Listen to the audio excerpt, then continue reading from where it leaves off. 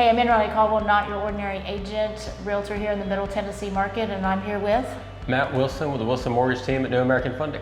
So what we're going to do is talk about some of the key terms that you often hear related to mortgages and give you a definition of them so that you actually have an understanding of what they are from somebody who actually knows what he's doing. You're not just Googling it, you're not just reading a dictionary term, you're not just asking your next door neighbor. So here we go.